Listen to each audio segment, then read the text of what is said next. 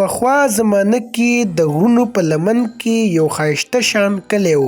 په دې کلي کې یو دوه مالداره زمینداران اوسېدل. د یو نوم عدنان خان او د بل نوم عادل خان و او د دې دواړو ډېره غټه ځمکه وه. خپله به کار نه کولو او په نوکرانو به یې کار کولو او دا دواړه ډېر مالداره وو. په کلي کې په غټو غټو بنګلو کې اوسېدل، خو دا دواړه د دومره مالدارۍ باوجود هم خوشحاله نه وو. همیشه به یې غوښتل چې نور هم مالداره شو. یاره عدنانه، زه ویم چې دا ځمکه مې نور هم ډېره کړم چې لږ نور هم مالداره شم. او کنه یار، زه هم وایم چې څه کاروبار ورسره بل شروع کړم چې لږ ډېرې پیسې جمع کړم. هسې عدنانه چې لا دومره مالداره شو چې د خیلو د ملغلرو نه ځان له کور جوړ کړو، سمه مزه به وکړي که نه؟ او کنه دا خو بس عجیبه شان خوند وکړي، څه چل کوو یار. په دې کلي کې یو بابا اوسېده چې د هغه نوم بلال بابا و. بلال بابا ډېر بوډا او کمزوری و او ډېر غریب و. هغه لږه شان ځمکه وه او یو یې غوا وه چې په هغې به د هغې ګذره کېده. السلام علیکم ورحمت الله وبرکاته. وعلیکم السلام ورحمت الله وبرکاته. هلکه دې کلي کې یو غوا خرڅېږي، اخلې خو نه؟ ډېر ښایسته غوا ده. یاره ستا خبره خو صحیح ده او زما زړه غواړي چې واخلم، خو ما سره دومره پیسې کم دي.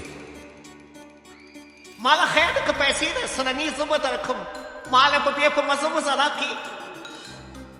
یاره ستا ډېره مننه، خو زه په ځان قرض نه راوړم چې څه الله راکړي دي دا ډېر دي، او بله دا چې زما دومره طاقت نشته چې دوه غواګانې وساتم، بس دا یو ډېره په ګرانه ساتم. بلال بابا ډیر عقلمن او مهنتي انسان و. همیشه به مهنت کولو چې څه الله ورکړي وو په هغې به خوشحاله و. خو عدنان خان او عادل خان د ډیر لالچ او ایرس تلاسه کله هم خوشحاله نه شو. یاره زه خو دې بوډا ته حیران یم، نه ورسره سماج چې نه دولت شته او بیا هم خوشحالۍ. یاره زما په خیال د ده د خوشحالۍ راز د ده دا یو غوا ده. د ده دا غوا ډېره محنتي ده. د ده دا یو غوا د دوه درېو غواګانو عمره کار کوي. زه خو یم چې دا به ترې واخلو او د خپلو غواګانو سره به یې شریکه کړو، زمونږ به مو سره کار ښه شي. هلکه خبره خو دې سمه ده. عدنان خان او عادل خان د شپې د بابا کور ته د غوا اغستو لپاره روان شو. السلام علیکم. وعلیکم السلام. وایه وروره څنګه راغلی یې؟ یاره بابا مونږ یو سودا کولو دپاره راغلي یو. د څه سودا دپاره بچي؟ یاره بابا زمونږ ستا دا غوا ډېره خوښه شوې ده، دا دنه اخلو، یو 2 لکه روپۍ به درکړم، ډېره ښه سودا ده. یاره بچي زما خو دا یو غوا ده، د دې نه بغیر زما بل څه سره نشته. دا وګوره بابا، تیارې پیسې مې درله راوړي دي، بس دا واخله او دا غوا دې راکړه. یاره بچي خفه کېږئ مه، خو دا غوا زه په تاسو نشم خرڅولی، تاسو واپس تللی شئ. فضا لکه دې یې نه خرڅوي. بابا دا غوا به جلا کړې وه، ډېر بدکین و. د دې بوډا دومره مجان چې ما ته انکار وکړو، در سره به زه ګورم، پرېږدم یې نه، دله به زه د دې سزا ضرور ورکوم. ته څه سزا وړه ورکړې؟ بس ته صرف ګوره چې ده سره دله زه څه کوم. او په سبا شپه باندې عدنان خان او عادل خان د غوسې نه ځان سره پټرول واخلي، د بلال بابا پټي ته لاړ شي او د بلال بابا په فصل کې پټرول واړي او اور ورته ولګي. اور په ټول فصل کې خور شي او د بلال بابا ټول فصل وسوځي. بلال بابا چې سحر راپاسي او کړکۍ کې اور وویني نو ډیر ویریږي، په منډه منډه خپل پټي ته لاړ شي، خو د بلال بابا ټول فصل سوځېدلی.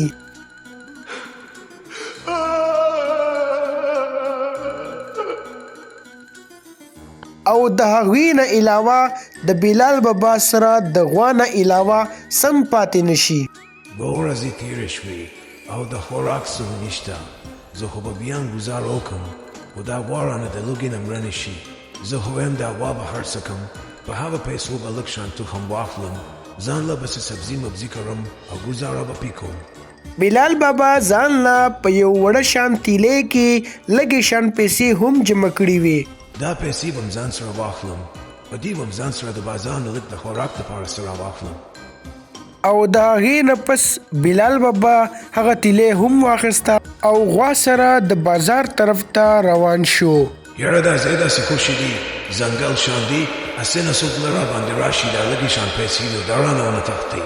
داسې به وکړم چې دا به هم د دې غوا سره پټې وتړم. او بلال بابا هغه د پیسو تیلې د غوا سره په مرۍ کې وتړي. یو ساعت پس د لږ مزل نه پس بلال بابا سره د خپلې غوا بازار ته راورسي. یاره زما خو داسې د خېټه کې ډړ شو، ځم چېرته اودس ماتومه یاره. بلال بابا خپله غوا د یو ونې پسې وتړي او هغه تیلې ته هیره شي او د اودس ماتې دپاره لاړ شي. یو ساعت پس مالداره سړی په دې لار تیریږي چې د بلال بابا غوا وویني نو ډېرې خوښه شي. مالداره سړی ولاړ وي چې غوا اچانک خپل سر وډخوي. د غوا مرۍ کې چې کومه د پیسو تیلې وي د هغې نه یو څو سکي وغورځېږي. هلکه دا خو ټول جادو والا غوا ده، د دې نه خو سکې راغورځېږي. دا خو اغوښتل غواړي یار. او دغسې مالداره سړي ته د غوا په مرۍ کې د پیسو تیلې په نظر رانشي او هغه سوچ کوي چې دا یو جادوګره غوا ده. مالداره سړی دا سوچونه کوي چې په دې کې بلال بابا هم راشي. بابا دا غوا خو خرڅې نه. ولې نه بچي خرڅوم یې؟ بابا زما ډېره خوښه ده، زه به یې درنه واخلم، وایه په څو یې خرڅې؟ یاره بچي یو کس راغلی او 2 لکه روپۍ راکولې، ته راته خپله وایې ته راله څو راکې؟ زما په خیال چې بابا ته پته نه لګي چې دا غوا جادو والا غوا ده. یاره بابا دا غوا زما ډېره خوښه ده، دا واخله، پوره 10 لکه روپۍ دي، دا ټولې ستا شوې. 10 لکه روپۍ؟ الله در سره هوکه بچي. او دغسې بلال بابا هغه پیسې په لاس کې واخلي او د کور طرف ته واپس روان شي. یو ساعت پس چې هغه مالداره سړی د غوا په مرۍ کې د پیسو تیلې وویني نو ډېر سخت پیمانه شي. اوس هغه ته د بلال بابا هیڅ پته نه وي معلومه او دغسې هغه ته هم د خپل د لالچ سزا میلاو شي. بلال بابا په هغې پیسو باندې په کلي کې یو غټه ځمکه واخلي او په هغې ځمکه کې شپه ورځ محنت کوي او د هغې نه پس الله بلال بابا له دومره پیسې ورکي چې ځان له په کلي کې یو ښایسته شان کور هم واخلي او ډېرې غواګانې او ګډې بیزې هم الله ورکي. او بل طرف ته د عدنان خان او عادل خان د لالچ د ایرس او د ظلم د وجې د هغوی سره څوک هم کار نه کوي او دغسې په مزه مزه هغوی لږه لږه ځمکه خرڅوي او په مزه مزه ټول جیدات ختم شي، هغه مالداري ختم شي او اخر کې د بلال بابا په ځمکه کې په کار کولو مجبور شي. او دغسې عدنان خان او عادل خان ته د خپل ظلم بنیتې سزا میلاو شي او بلال بابا ته الله د هغه د صبر او د شکر او د محنت کولو صله میلاو شي.